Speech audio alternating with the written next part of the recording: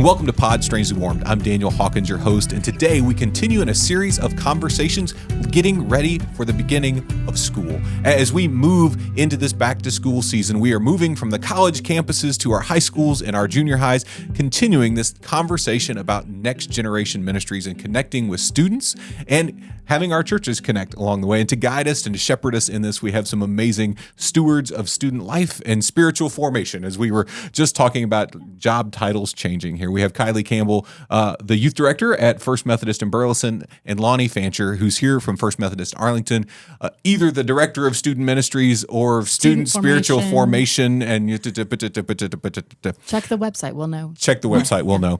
You need to know that Chris Hayes is the person I inherited the disease of overly descriptive job titles from. So, all right, that explains so much. It's one of his historic gifts. And now I will live in fear that will become something he passes on to me. There you go.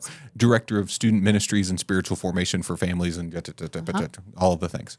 Y'all mentioned ahead of time that one of the joking names you give yourself is chaos coordinators. Yes. Oh, for sure. I think that may be the thing that is closest to the mind of the average church member of, they say, describe youth ministry and the job of the youth minister to us, right? Right. That's the thing that first comes into mind, right?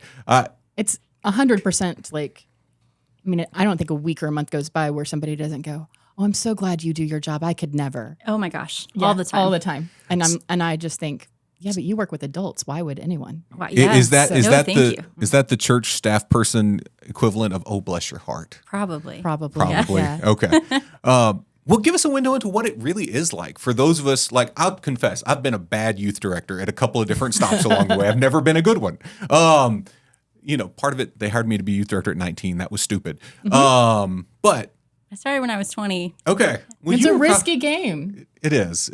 Give us a window into what does a normal week in your life look like? And how is it kind of in keeping with what people might think? And how is it different than what people might think? What is a normal week? There is period? no normal. I don't know that there's a normal. Ministry. So youth ministry is one of those jobs where we literally do all the things. Mm-hmm. So as a youth minister, you're a program director and you're pastoral care to families and to students. You're a sounding board. You're a cheerleader. You're putting together all of the random crafts or games, so there are some children's ministry chaotic elements of that. It's all the things all the time. You're doing nothing to dissuade me from the notion that y'all are all genetic anomalies. The best youth directors are really incredible genetic anomalies because you've got to be spiritually deep in order to form people. You've got to be organized in order to keep the bus on the road, sometimes quite literally. And then you also have to be fun and engaging to where our young people in a season that for some is a cynical season, right? Sure. Right. Actually want to hang out with you, right? Yeah. You can't be somebody's pastoral care person if they're like, please leave the room now. Yeah, absolutely. But we work with students who are in a phase of life where traditionally their parents are not necessarily their most trusted adult, right? It's a natural thing. Yeah. And so being a trusted adult in a season where that's not necessarily going to be mom or dad or grandma or whoever they live with it's an important thing to make sure kids have that. Oh, 110%. Well, and being authentic is the goal. Is the goal for all of it. Like they can see through all of it. And so they know who we are to a core because we are who we are for better, for worse. Right. Well, and adults will look over that. I think when adults see inauthentic people, we're like, oh, well, they're probably just dealing with something, or I won't bother them or whatever. And students call it out. So it doesn't last very long. Well, and they also appreciate being called out. Yeah. Like once you have really honed in on those relationships, like they really appreciate you knowing who they are and being able to identify that that's not who they are right now. Mm-hmm. No. You see them. Yeah. Fully. And in return, they see you fully. Correct. Okay. And both levels freak them out. Mm-hmm. Yeah. Which is fun. But they're also drawn to it. Yeah. Well, we just had, we're at the end of our summer and we've done all of our summer activities. And on choir tour, one of our graduates, as he was going around saying the different things that he was thankful for about other people in the room, he looked at me and he was just like, you know things about me before I know them about me. and I don't like it. And then he just moved on. Like that was all he had to say about me.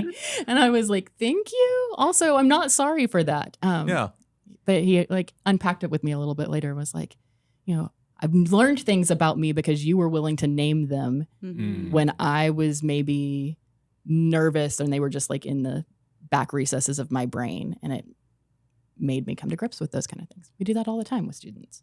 Yeah.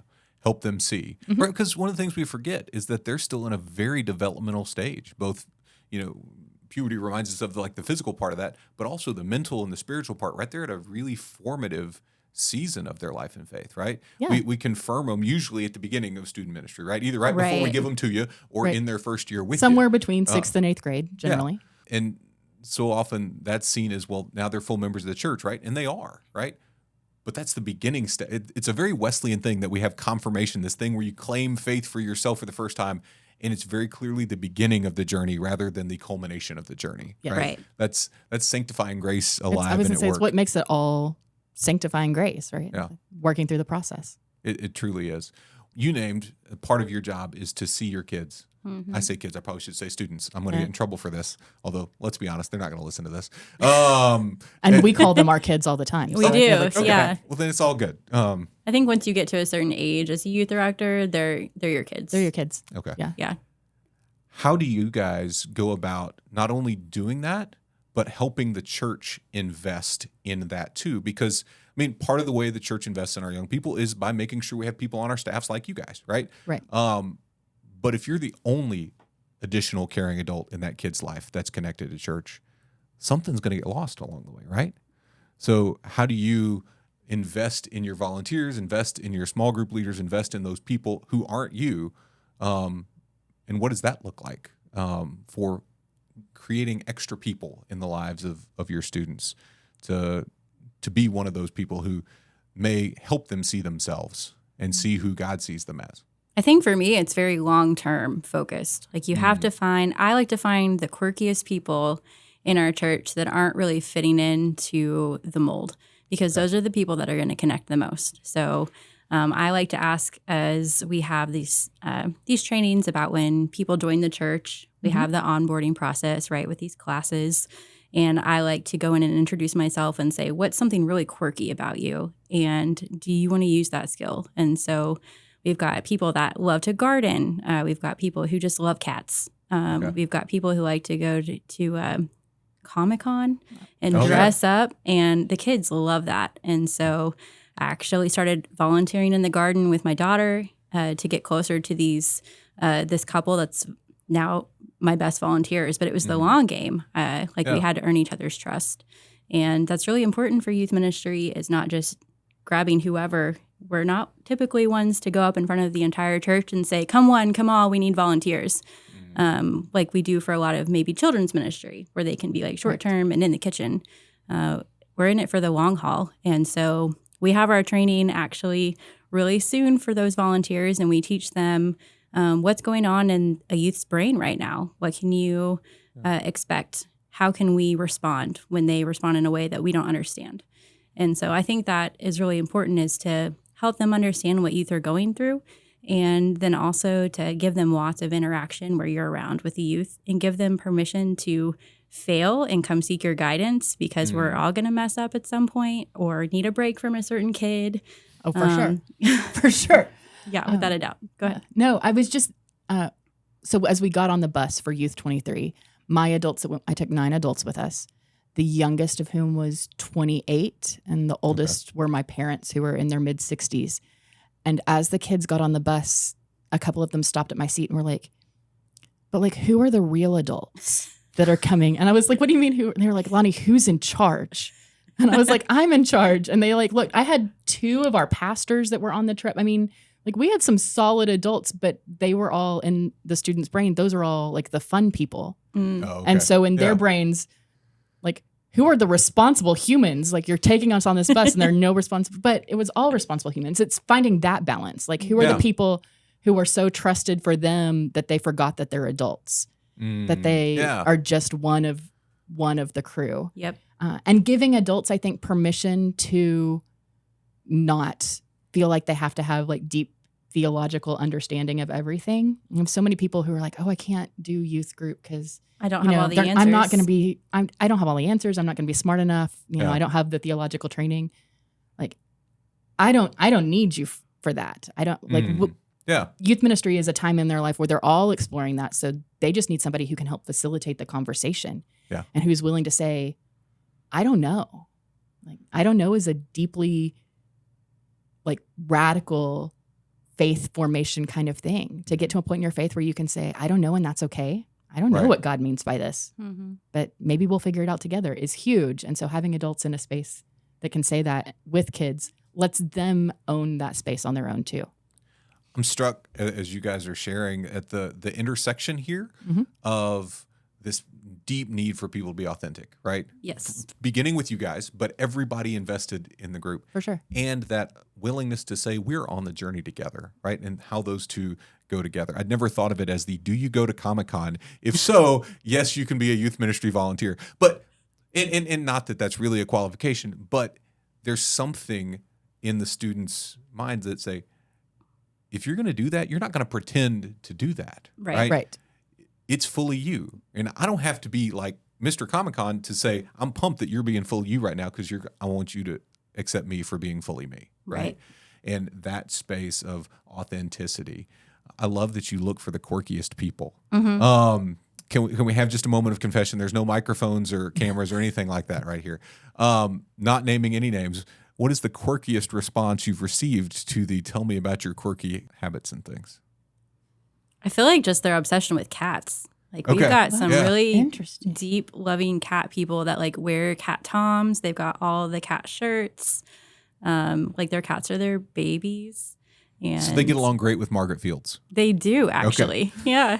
I have somebody who, well, I used to have somebody, she just moved, is an artist. Like she doodles all the time and makes weird, catchy, like pun art for herself.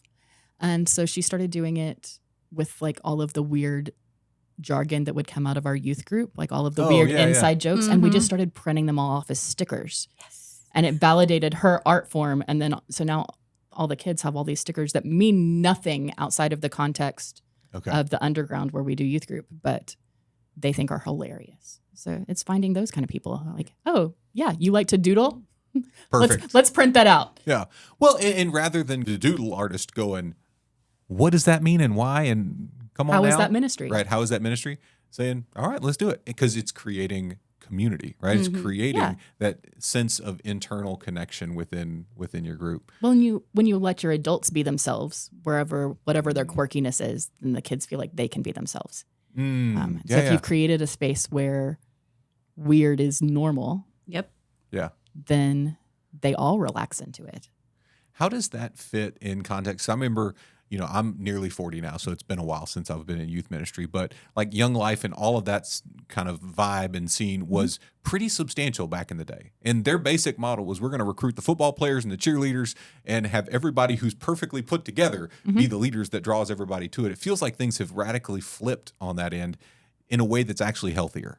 Yes. In a way that leads to greater life, in a way that leads to real people really following Jesus. Right. Yeah. I mean, not that the football players and the cheerleaders can't have deep relationships with God, but there is something about everybody feeling like they have to fit into that mold. Right. That doesn't work. If the box is only this big. Well, I think there's also culture change. I mean, if you're invested in any sort of sporty sport in the state of Texas, then it takes over your life. And so they don't have as much time or opportunity to invest unless they're really, really dedicated. Right. And so it's easier to grab the kiddos that don't have as much going on and have youth group be their home, be their thing. Yeah. I have a lot of kids who are super overcommitted, but youth group is their home because it's their friend's home, right? The people that they've grown up with have pulled them in. And so even though they're playing 3 sports and 2 instruments and pulling their hair out because they're sophomores in high school running around like crazy people, they're still there every Sunday night because that's where their family is. And family, I mean like their friend group, their found family. That's where their people are. And so creating a space where their people can be regardless, and you don't have to fit in because you all made the right grades or are on the same team or any of that. is a good thing. That's fantastic. Yeah. Well, and I think as you describing that, Loni, it seems like it's a microcosm. You mentioned Youth 23 a little bit ago, and I know that's a denominational youth event. We're going to get there in just a second, but it's a part of that interconnectionality, right? Absolutely. As United Methodist, one of our greatest gifts is that we live in connection, right? To God and each other in our local church, but also to each other through the gifts of the annual conference, through the gift of the Lake Camp, through the gift of shared mission trips, through those kind of moments and experiences, right? Summer is a time of those interconnections, Absolutely. right? Across the conference and across our community, and it turns out across the denomination.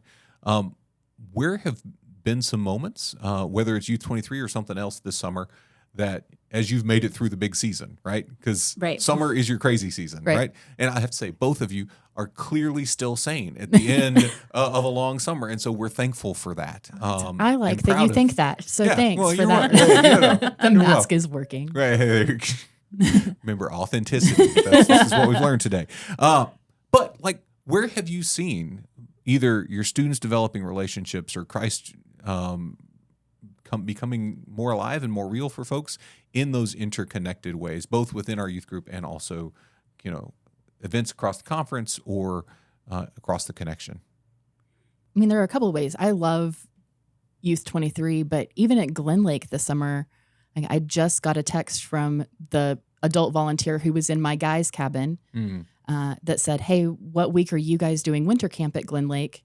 Because our guys want to make sure that they're in a cabin with your guys again." And so, they've built relationships with kids who don't live in town with them. Yeah. And they only see once a year at youth camp. Right. But they're excited about being a part of things in February together because that relationship is important. So that's really cool. And then Youth 23 is a whole different ballgame. It's kids from all over. A couple of our kids made it their goal to figure out how many different states and countries they could find. Okay. And how many people from all over they could meet. And so they had a whole little spreadsheet and checklist and all of it.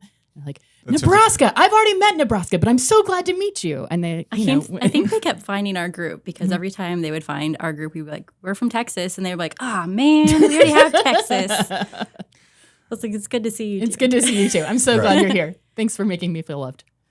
One of our great connections we've had is that we did just a mission trip where we partnered with 5 or 6 other churches, and Granbury was the head of that, and then we just tagged along the old CTCYM, but we partnered together and we each took on different responsibilities, and our kids really bonded. And I think it really helped that all of us youth directors knew of each other, or actually knew each other, and so we already had a bond before we got there. And then our kids just really bonded. We had a kid who's going into their senior year who said they felt the Holy Spirit for the very first time on that mission trip. Yeah. And they've been in my youth group, 6th through 12th grade. So it was really powerful when they came back and shared that with the entire church.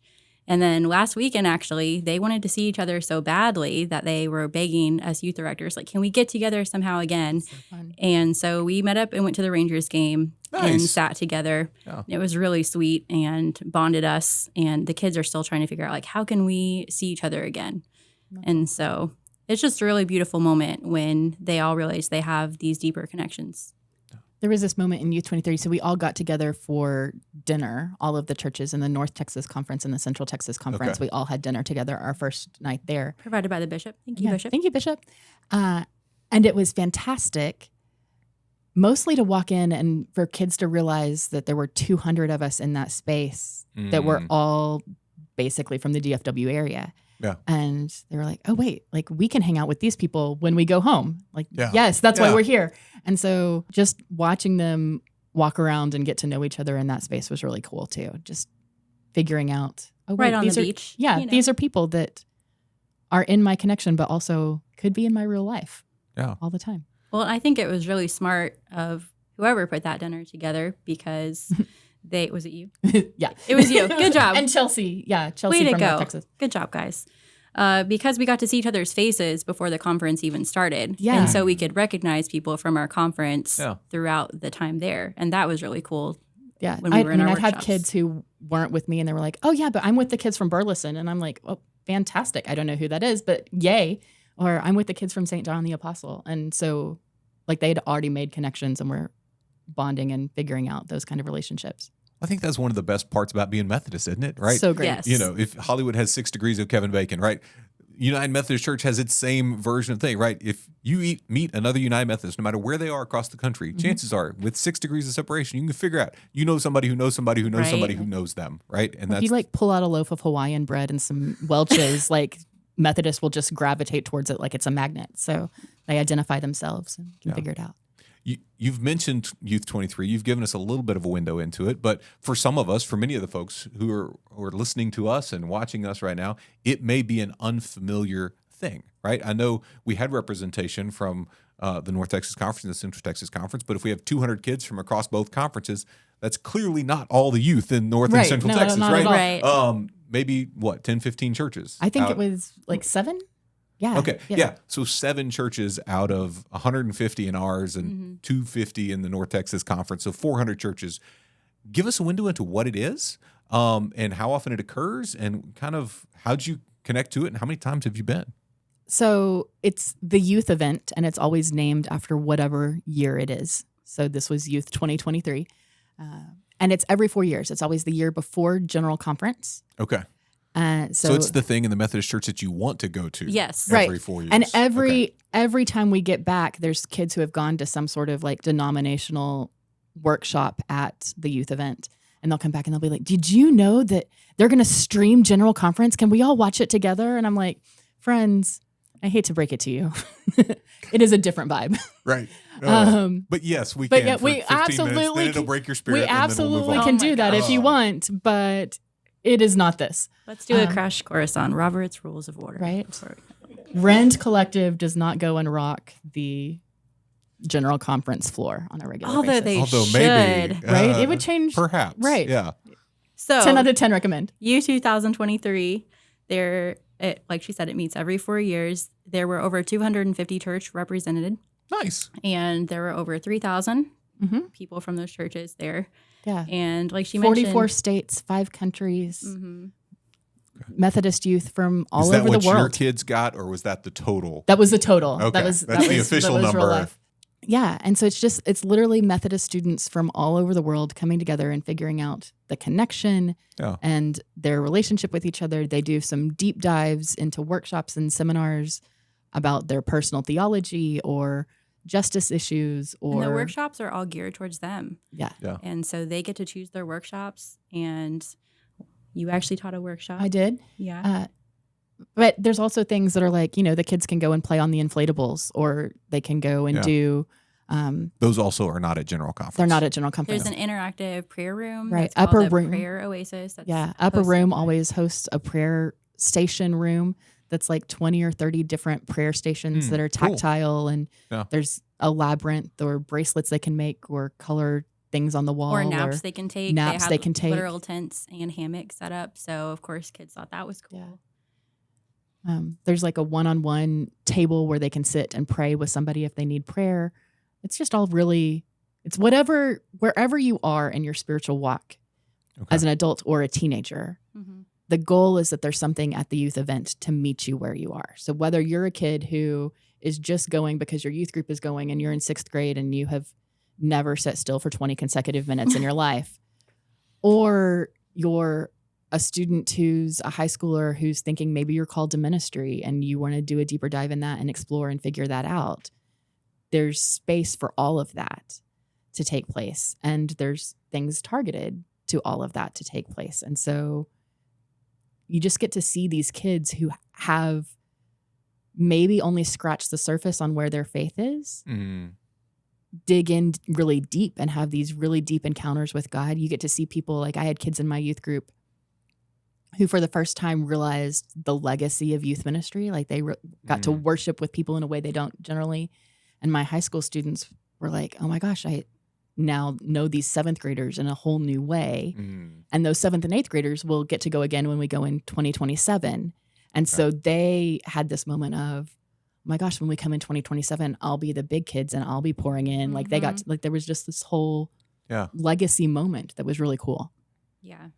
We had 3 kiddos that had gone to the last one, and it was really cool to see their thoughts and hear their opinions on like how things have changed, or just see their excitement for their legacy. Because we had 3 seniors that went on the trip, and now they're so passionate about this year and have all this energy that they want to pour into the rest of the youth group. Yeah, and our church had never been before, but I had been with a previous church, and so it was something that I kind of spent some time trying to convince them that was going to be. We didn't do a mission trip; we do a choir tour, and so I didn't do mission trip because we did choir tour, camp, and this. And I was like, I promise it's going to be worth it to take 1 year of. We did some mission activities at Youth 23. We packed gleaning bags or cut and prepared gleaning bags for the St. Andrews Society of St. Andrews, and some different things. But it was different, and at the end, I think they came back and it was all worth it. What would y'all name? I think you've given us a compelling case why we all want to go in 25 or 27, whenever it happens. 27 is the next one. It's the next one. Okay. Can you talk to us a little bit as people who clearly get student ministry about the importance, whether your youth group has 102 kids in it or 2 kids in it, of maintaining these connections and creating these getaway experiences, whether it's to Glen Lake Camp for winter camp, right? You can have a youth group of 2 kids and go to winter camp, right? Absolutely. You can have a youth group of 102 kids and go to winter camp, right? You can connect with, partner with other churches in CTCYM-like experiences. And my hope is that we begin to make that happen again. One of the things I'm excited about is this reemergence of importance of young people's ministry in the life of the annual conference. And while there's still some hand-waving as to what that looks like going forward, I hope we can get back to there because of those meaningful connections, both relational connections among students, but how many students come back from either Glen Lake or from Mission Trip or from an event like Youth 23 and say, I experienced the Holy Spirit for the first time, or I'm really wrestling with this call to ministry and I feel like I've got handles on it for the first time in a long time, or I just got to have a nap when I needed a nap, right? In the over-programmed life of so many of our young people, right? Jokes aside, but Sabbath as resistance is a real thing. It's a real thing.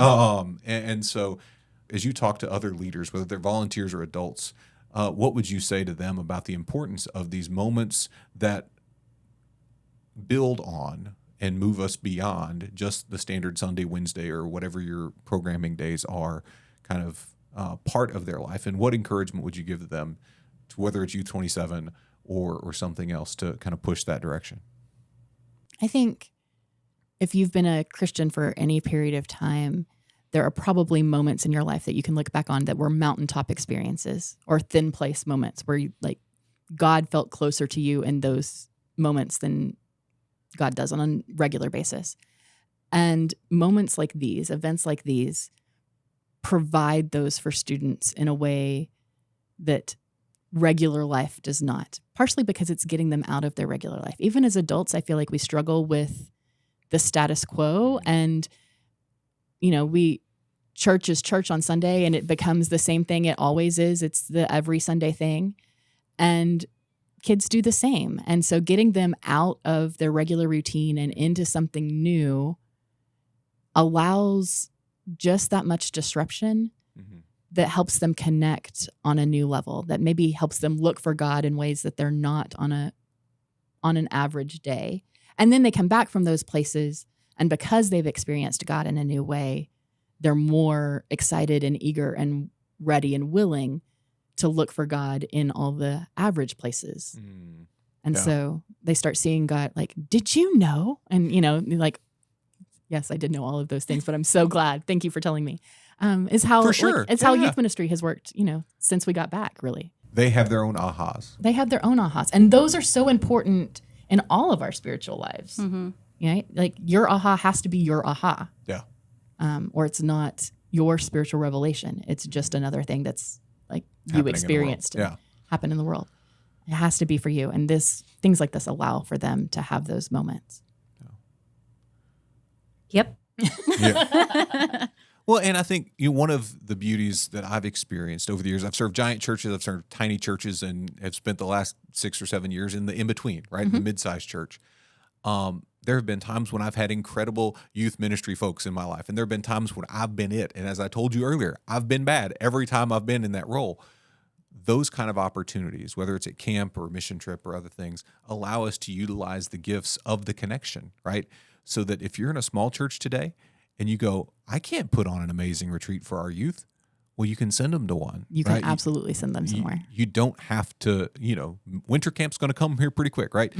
Mission trip's going to come again. Keep your ears and eyes open for Youth 27, right? There's these opportunities that exist no matter how big or small our group is to invest in our young people, to take them seriously, even when we've got a giant group or a tiny group or somewhere in between, that help us shape and form and help God shape and form them. And then in turn, they help shape and form us. What I love is when students have those aha moments, and you named, Loni, the moments where they're like, oh yeah, of course we've seen, yes, that is a thing, and we know, and it's real, and it's happening.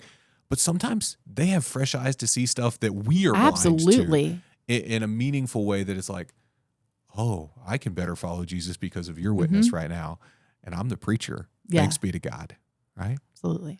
Thank you both for your time today. Thank you both for your investment in the lives of young people, both in your local congregations, but also far beyond that through the work that you do across the connection by putting together wonderful meals and sending the bill to the bishop. That's a fantastic way to do things. By investing in mission trips that not only feed your kids, but feed other kids, by being connected and intentional about that as we seek to steward our current generation and the next generation at the same time. And thank you for joining us today on Pod Strangely Warmed. I'm Daniel Hawkins, and I hope and pray that this has been a powerful and meaningful conversation to you as we jump back into this back-to-school season and explore what it means to be good ancestors to those who come after us as we invest in the lives of young people here today. If this was a meaningful conversation for you, we invite you to share it in all the ways you normally share things. So if you normally call up a carrier pigeon, write a little note, and send it off, do that. Send it to somebody. If you hit share on Facebook because you're like me and you're old, do that. If you share it in other meaningful ways, we invite you to do that, because this is a conversation that is worthy of spreading to all of our churches, because it is a part of how we help shape and form those who come after us. Until next time, thank you again for joining us on Pod Strangely Warmed.